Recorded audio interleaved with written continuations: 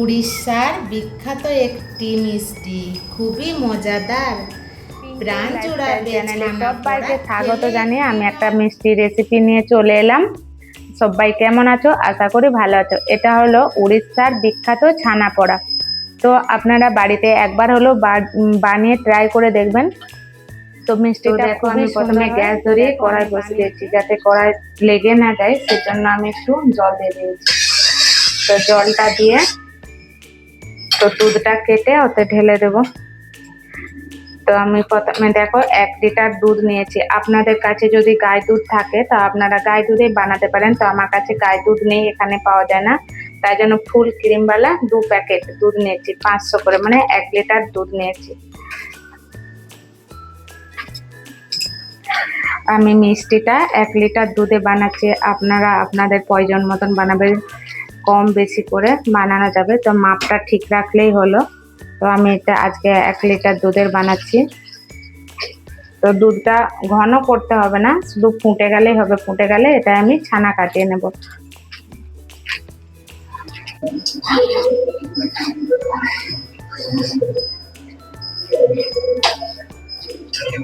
আমার দুধটা কিন্তু হচ্ছে একদম ফুটে গেছে। তো আমি এখন গ্যাসটাকে অফ করে দেব। তো গ্যাসটাকে অফ করে দিয়েছি। তো এবার ছানা কাটানোর জন্য আমি একটা লেবুর রস নিয়েছি, আমি রসটা দিয়ে এর মধ্যে হালকা করে নেড়ে নেব। তো আস্তে আস্তে আমার কিন্তু ছানাটা কেটে যাবে।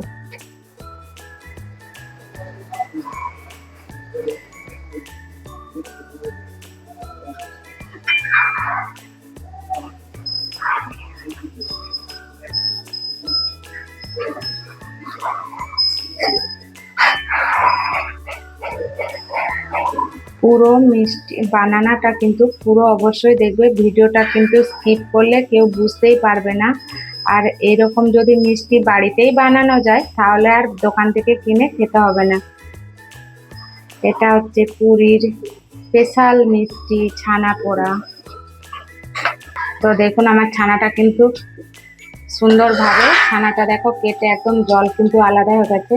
তো ছানাটা নরম থাকার জন্য আমি কিন্তু বেশিক্ষণ রাখবো না, আমি এবার এটাকে ছেঁকে ভালো করে ঠান্ডা জলে ধুয়ে নেবো। যেহেতু লেবু দিয়ে ছানাটা কাটিয়েছি, তো টক ভাবটা যাতে চলে যায় সেই জন্য ভালো পরিষ্কার জল দিয়ে ধুয়ে নেবো। আপনারা ভিনিগার দিয়ে যদি কাটান তাও কিন্তু ভালোভাবে ছানাটাকে ধুয়ে নেবেন, নাহলে ভিনেগারের কিন্তু গন্ধটা যাবে না, ভিনেগারের একটা গন্ধ আছে। তো সেই জন্য ছানাটাকে কিন্তু ভালো করে ধুয়ে নেবেন। তো আমি এখন ছানাটা ছেঁকে নেব। দেখুন আমি ছানাটা সুন্দরভাবে ধুয়ে নিয়েছি। আর এতে দেখো কিন্তু এক্সট্রা জল আছে, এক্সট্রা জল ঝরার কোনো প্রয়োজন নেই, যেহেতু এটা একটু নরম নরম বানানো হবে সেই জন্য। তো আমি এর মধ্যে এবারে বাকি উপকরণগুলো দিয়ে দেবো। তো 1 লিটার দুধের জন্য দেখো আমি 50 গ্রামের মতো চিনি নিয়েছি। আর ছানার 1 লিটার দুধের জন্য নিয়েছি 50 গ্রাম চিনি। আপনারা আপনাদের পছন্দ মতন মিষ্টি দিতে পারেন। তো এই মিষ্টিটা কিন্তু কম হচ্ছে মিষ্টি লাগে, বেশি মিষ্টি হয় না। আর দিচ্ছি এলাচ গুঁড়ো, আর দিচ্ছি হচ্ছে কাজু কিশমিশ আমি ছোট ছোট করে কুচিয়ে রেখেছি। আর হচ্ছে দিচ্ছি 1 চামচ ঘি। দেখো 1 চামচ ঘি দিলাম। আর দেব 2 চামচ সুজি, 4 চামচের 2 চামচ সুজি।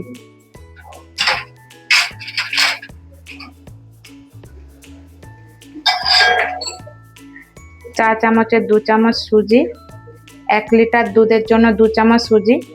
তো মাপটা আপনারা কিন্তু একদম ঠিকঠাক ভাবে দিবেন, তাহলে দেখবেন মিষ্টিটা কিন্তু একদম পারফেক্ট হচ্ছে। আর দিয়ে দিচ্ছি বড় চামচের 3 চামচ গুঁড়ো দুধ।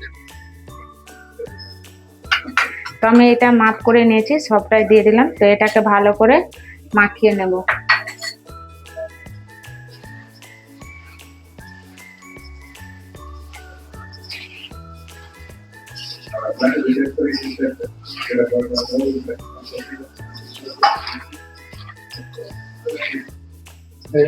তো ভালো করে এটা কিন্তু হাত দিয়ে ডলে ডলে মাখিয়ে নিতে হবে। আর একদম কিন্তু যখন চিনিটা গলে যাবে তখন ভাববে যে এটা পারফেক্ট মাখানো আছে। দেখো আমার কিন্তু ছানাটা পুরো পারফেক্ট ভাবে মাখানো হয়ে গেছে। এটা এরকম হাত দিয়ে ভালো করে কিন্তু মাখিয়ে নেবে। পারফেক্ট একদম বানানোর জন্য বাড়িতে একবার হলেও বানিয়ে ট্রাই করে দেখবেন। আর মাপগুলো কিন্তু ঠিকঠাক ভাবেই রাখবেন। এরকম মিষ্টি যদি সত্যিই বাড়িতে বানানো হয় তাহলে আর দোকান থেকে কোনোদিনও কিনে খাওয়ার প্রয়োজনই পড়বে না। এত সুন্দর এই মিষ্টিটা মুখে লেগে থাকার মতন। এটা সাধারণত উড়িষ্যার মিষ্টি, পুরীতে পাওয়া যায় এই ছানা পোড়াটা। তো দেখো আমি এটার মধ্যে বালি দিয়ে গ্যাসটাকে জ্বালিয়ে নেব। গ্যাসটা হচ্ছে জ্বালিয়ে প্রি হিটে এটা গরম করে নেব ভালো করে। এটা যতক্ষণ গরম হতে থাক, এটা গরম হয়ে গেলে একটা এর মধ্যে স্ট্যান্ড দিয়ে এটা বসিয়ে দেব। ততক্ষণ এটা গরম হতে থাক। তো দেখুন আমার কিন্তু এটা একদম গরম হয়ে গেছে। তো দেখুন গরম হয়ে গেছে। আর এটাতেও আমি এই যে পাত্রটাতে ঘি মাখিয়ে রেখেছিলাম, তো আমি এটা এবারে এটা যে রেস্টে রেখেছিলাম এটাও এর মধ্যে দিয়ে দেব।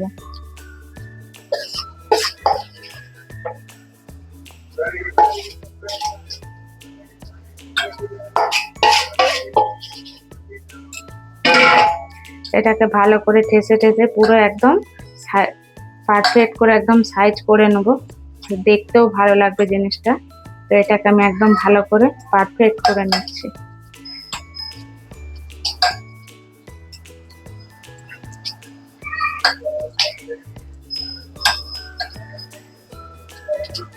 যারা নতুন আছো, যারা আমার এই মিষ্টিটা দেখছো বানানো, অবশ্যই কমেন্ট করো। যারা নতুন আমার চ্যানেলটা সাবস্ক্রাইব করে পাশে থেকো, আর একটা করে লাইক কমেন্ট করে দিও। অবশ্যই কিন্তু বাড়িতে একবার হলেও সত্যি বানিয়ে ট্রাই করে দেখো। মুখে মুখে একদম লেগে থাকার মতন এই মিষ্টিটা। দেখো তো আমার কথা বলতে বলতে কিন্তু এটা দেখো পারফেক্ট হয়ে গেছে। তো দেখো আমার কিন্তু এটা একদম রেডি হয়ে গেছে। তো আমি এটা এর মধ্যে বসিয়ে দেবো।